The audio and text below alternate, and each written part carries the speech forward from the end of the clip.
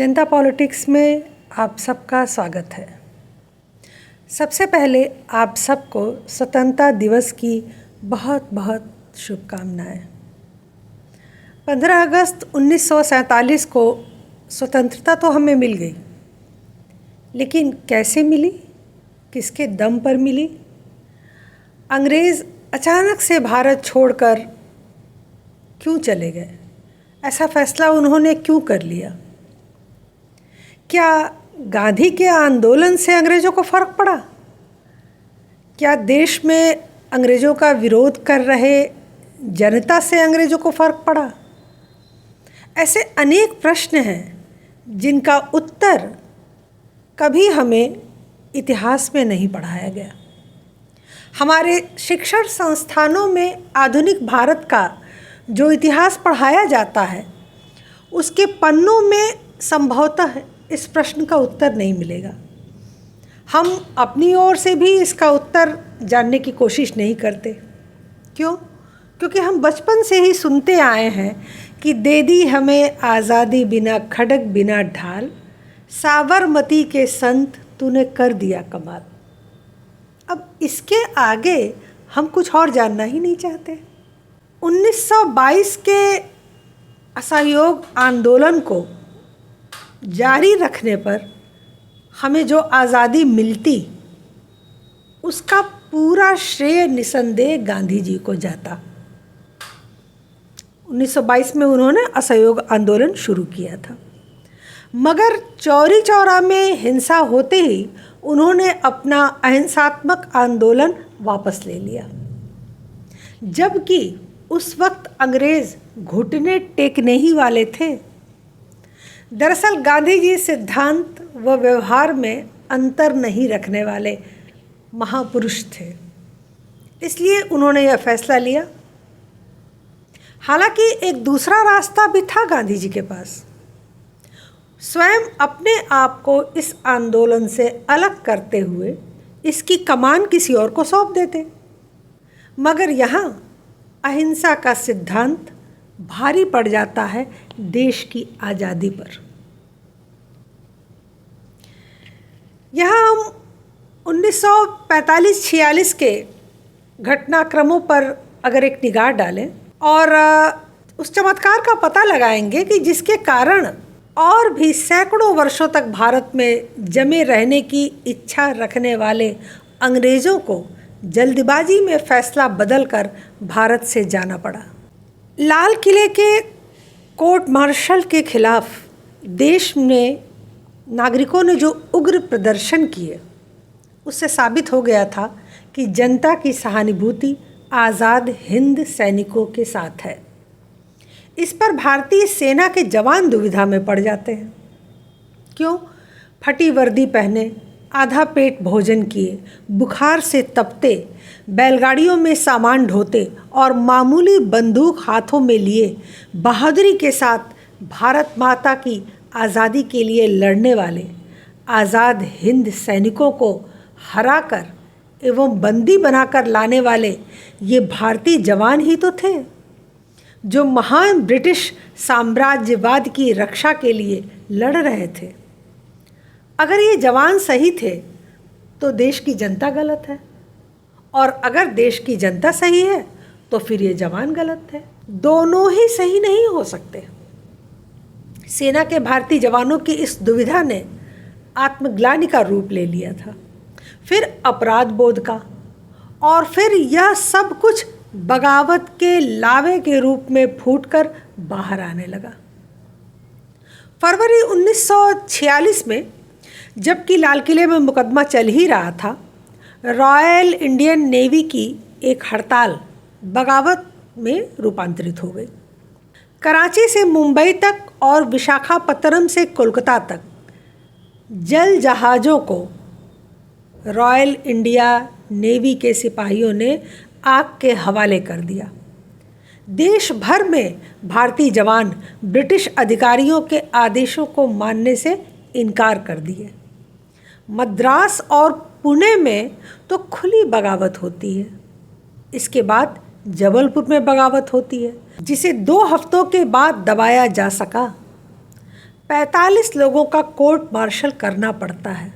यानी लाल किले में चल रहा आज़ाद हिंद सैनिकों का कोर्ट मार्शल देश के सभी नागरिकों को तो उद्वेलित करता ही है, सेना के भारतीय जवानों की प्रसिद्ध राजभक्ति ब्रिटिश सरकार के प्रति की नींव को भी हिला के रख देता है। जबकि भारत में ब्रिटिश राज की रीढ़ जो है वो सेना की यह राजभक्ति ही थी। सेना के बल पर ही ब्रिटिश सरकार यहाँ टिकी हुई थी। बिल्कुल इसी चीज़ की कल्पना नेता सुभाष चंद्र बोस जी ने की थी। 1944 में वे आज़ाद हिंद सेना लेकर इम्फाल कोहिमा सीमा पर पहुँचे थे। उनका आह्वान था कि जैसे ही भारत की मुक्ति सेना भारत की सीमा पर पहुँचे, देश के अंदर भारतीय नागरिक आंदोलित हो जाएं और ब्रिटिश सेना के भारतीय जवान बगावत कर दें। इतना तो नेताजी भी जानते होंगे कि सिर्फ 30-40 हज़ार सैनिकों की एक सेना के बल पर दिल्ली तक नहीं पहुंचा जा सकता। और जापानी सेना की पहली मंशा है अमेरिका द्वारा बनवाई जा रही लीडो रोड को नष्ट करना। भारत की आज़ादी तो उनकी दूसरी मंशा है। ऐसे में नेताजी को अगर भरोसा था तो भारत के अंदर नागरिकों के आंदोलन एवं सैनिकों की बगावत पर। मगर दुर्भाग्य कि उस वक्त देश में न आंदोलन हुआ और न बगावत हुई। इसके भी कारण हैं। पहला कारण कि सरकार ने प्रेस पर पाबंदी लगा दी थी और यह प्रचार फैलाया था कि जापानियों ने भारत पर आक्रमण किया है। सो सेना के ज़्यादातर भारतीय जवानों की यही धारणा थी कि जापान ने हम पर आक्रमण किया है, वो हमारा दुश्मन है। दूसरा कारण कि फॉरवर्ड ब्लॉक के कार्यकर्ताओं को गिरफ्तार कर लिया गया था, अतः आम जनता के बीच इस बात का प्रचार नहीं हो सका कि इम्फाल कोहिमा सीमा पर जापानी सैनिक नेताजी के नेतृत्व में युद्ध कर रहे हैं। यह बात लोगों को पता ही नहीं चल सकी। तीसरा कारण था कि भारतीय जवानों का मनोबल बनाए रखने के लिए ब्रिटिश सरकार ने नामी गिरामी भारतीयों को सेना में कमीशन देना शुरू कर दिया। इसी क्रम में महान हिंदी लेखक सच्चिदानंद हीरानंद वात्स्यायन अज्ञेय जी को भी 1943 से 46 तक सेना में रखा गया था और ब्रिटिश सेना की ओर से भारतीय जवानों का मनोबल बढ़ाने वो सीमा पर भी पहुंचे थे। ऐसे ही और बहुत से लोग थे। चौथा कारण था कि भारत का प्रभावशाली राजनीतिक दल कांग्रेस पार्टी गांधी जी की अहिंसा के रास्ते आज़ादी पाने का हिमायती था। उसने नेताजी के समर्थन में जनता को लेकर कोई आंदोलन नहीं शुरू किया। वो नेताजी के पक्षधर नहीं थे। ब्रिटिश सेना में बगावत की तो खैर कांग्रेस पार्टी कल्पना ही नहीं कर सकती थी। ऐसी कल्पना नेताजी जैसे तेजस्वी नायक के बस की ही बात थी। जबकि दुनिया जानती थी कि इन भारतीय जवानों की राजभक्ति के बल पर ही अंग्रेज न केवल भारत पर बल्कि आधी दुनिया पर राज कर रहे हैं। पांचवें कारण के रूप में प्रसंगवश यह भी जान लिया जाए कि भारत के दूसरे प्रभावशाली राजनीतिक दल भारत की कम्युनिस्ट पार्टी ने ब्रिटिश सरकार का साथ देते हुए आज़ाद हिंद फौज को जापान की कठपुतली सेना पपेट आर्मी घोषित कर रखा था। नेताजी के लिए भी अशोभनीय शब्द तथा कार्टून शब्द का इस्तेमाल उन्होंने किया था। ये थी भारतीय कम्युनिस्ट पार्टी। खैर, जो आंदोलन एवं बगावत 1944 में नहीं हुआ वह 1.5 साल बाद होता है और लंदन में राजमुकुट यह महसूस करता है कि भारतीय सैनिकों की जिस राजभक्ति के बल पर वे आधी दुनिया पर राज कर रहे हैं, उस राजभक्ति का क्षरण शुरू हो गया है और अब भारत से अंग्रेज़ों के निकल आने में ही भलाई है।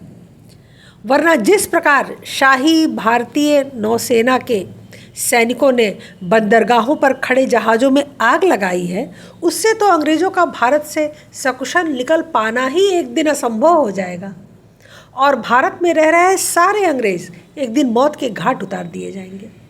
लंदन में सत्ता हस्तांतरण की योजना बनती है। भारत को 3 भौगोलिक तथा 2 धार्मिक हिस्सों में बांटकर इसे सदा के लिए शारीरिक मानसिक रूप से अपाहिज बनाने की कुटिल चाल चली जाती है और भी बहुत सी शर्तें अंग्रेज जाते जाते भारतीयों पर लाद कर जाते हैं। लेडी एडविना माउंटबेटन के चरित्र को देखते हुए बर्मा के गवर्नर लॉर्ड माउंटबेटन को भारत का अंतिम वायसराय बनाने का निर्णय लिया जाता है लॉर्ड बॉवेल के स्थान पे। एटली की यह चाल काम कर जाती है। लॉर्ड माउंटबेटन के लिए नेहरू से शर्तें मनवाना आसान हो जाता है। बचपन से ही हमारे दिमाग में यह धारणा बैठा दी गई कि गांधी जी की अहिंसात्मक नीतियों से हमें आज़ादी मिली और गीत भी बना दिया गया कि दे दी हमें आज़ादी बिना खड़क बिना ढाल, साबरमती के संग तूने कर दिया कमाल। इस धारणा को पोंछकर दूसरी धारणा दिमाग में बैठाना कि नेताजी और आज़ाद हिंद फौज की सैन्य गतिविधियों के कारण हमें आज़ादी मिली, ज़रा मुश्किल काम है। अतः यहाँ कुछ उदाहरण प्रस्तुत हैं जिन्हें अगर ध्यान दिया जाए, याद रखा जाए तो शायद दिमाग को इस नई धारणा को बैठाने में थोड़ी मदद मिल सके। सबसे पहले माइकल एडवर्ड के शब्दों में ब्रिटिश राज के अंतिम दिनों का आकलन। भारत सरकार ने आज़ाद हिंद सैनिकों पर मुकदमा चलाकर भारतीय सेना के मनोबल को मजबूत बनाने की आशा की थी। इसने उल्टे अशांति पैदा कर दी। जवानों के मन में कुछ कुछ शर्मिंदगी पैदा होने लगी कि उन्होंने ब्रिटिश का साथ दिया। अगर बोस और उनके आदमी सही थे, जैसा कि देश ने माना कि वे सही थे, तो फिर भारतीय सेना के सिपाही ज़रूर गलत थे। भारत सरकार को धीरे धीरे यह दिखने लगा कि ब्रिटिश राज की रीढ़ भारतीय सेना अब भरोसे के लायक नहीं रही। सुभाष चंद्र बोस का भूत हैमलेट के पिता की तरह लाल किले के कंगूरों पर चलने फिरने लगा और उनकी अचानक विराट बन गई छवि ने उन बैठकों को बुरी तरह भयाक्रांत कर दिया जिनसे आज़ादी का रास्ता प्रशस्त होना था। ये थे माइकल एडवर्ड के शब्द। अब देखें कि ब्रिटिश संसद में जब विपक्षी सदस्य प्रश्न पूछते हैं कि ब्रिटेन भारत को क्यों छोड़ रहा है, तब प्रधानमंत्री एटली क्या जवाब देते हैं। प्रधानमंत्री एटली का जवाब 2 बिंदुओं में आता है। पहला, भारतीय मर्सिनरी यानी पैसों के बदले काम करने वाले पेशेवर सेना ब्रिटिश राजकुमार के प्रति वफादार नहीं रही। उनका कहना था कि भारत की जो सेना है वो अब ब्रिटिश राजमुकुट के प्रति वफादार नहीं रही। दूसरा कि इंग्लैंड इस स्थिति में नहीं है कि वह अपनी खुद की सेना को इतने बड़े पैमाने पर संगठित एवं सुसज्जित कर सके कि वह भारत पर नियंत्रण रख सकें। यह इंग्लैंड के लिए संभव नहीं है। यही लॉर्ड एटली 1956 में जब भारत यात्रा पर आते हैं तब वे पश्चिम बंगाल के राज्यपाल निवास में 2 दिनों के लिए ठहरते हैं। कोलकाता उच्च न्यायालय के मुख्य न्यायाधीश चीफ जस्टिस पीवी चक्रवर्ती कार्यवाहक राज्यपाल थे। वे लिखते हैं, उनसे मेरी उन वास्तविक बिंदुओं पर लंबी बातचीत होती है जिनके चलते अंग्रेज़ों को भारत छोड़ना पड़ा। मेरा उनसे सीधा प्रश्न था कि गांधी जी का भारत छोड़ो आंदोलन कुछ समय पहले ही दबा दिया गया था और 1947 में ऐसी कोई मजबूर करने वाली स्थिति पैदा नहीं हुई थी जो अंग्रेज़ों को जल्दबाजी में भारत छोड़ने को विवश करे। फिर उन्हें क्यों भारत छोड़ना पड़ा?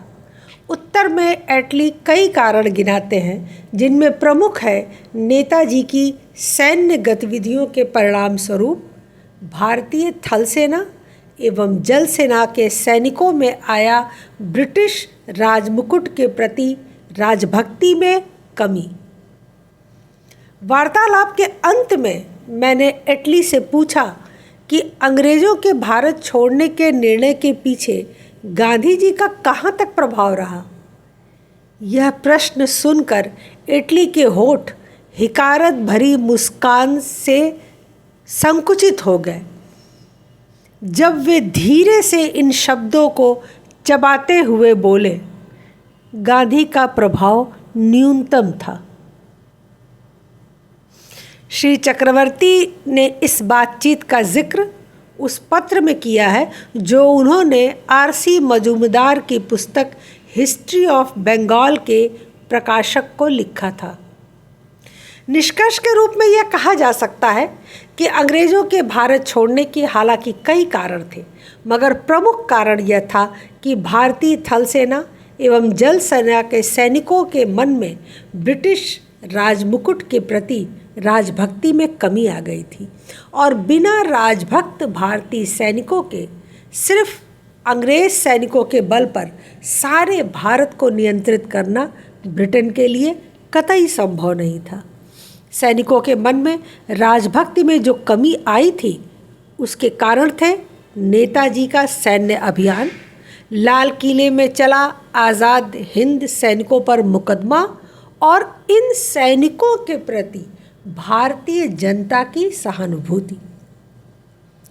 अंग्रेज़ों के भारत छोड़कर जाने के पीछे गांधी जी या कांग्रेस की अहिंसात्मक नीतियों का योगदान नहीं के बराबर रहा।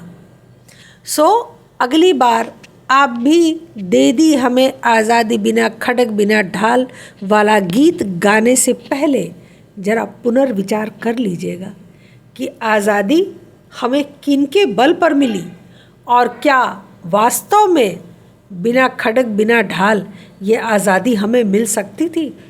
शायद कभी नहीं। इसीलिए आज हम आज़ादी की कीमत को सही तौर पे समझ भी नहीं पा रहे हैं। तो फिर इस आज़ादी को बनाए रखने के लिए हम सब का कर्तव्य है कि हम अपने महापुरुषों से शिक्षा लें और उनके विचारों को अपने हृदय में संजोए रखें। स्वतंत्रता दिवस की हार्दिक शुभकामनाओं सहित आज के लिए बस इतना ही। हमारे चैनल को सब्सक्राइब करें, लाइक करें और शेयर करें। अपने विचार हमें कमेंट बॉक्स में ज़रूर दें। धन्यवाद। नमस्कार।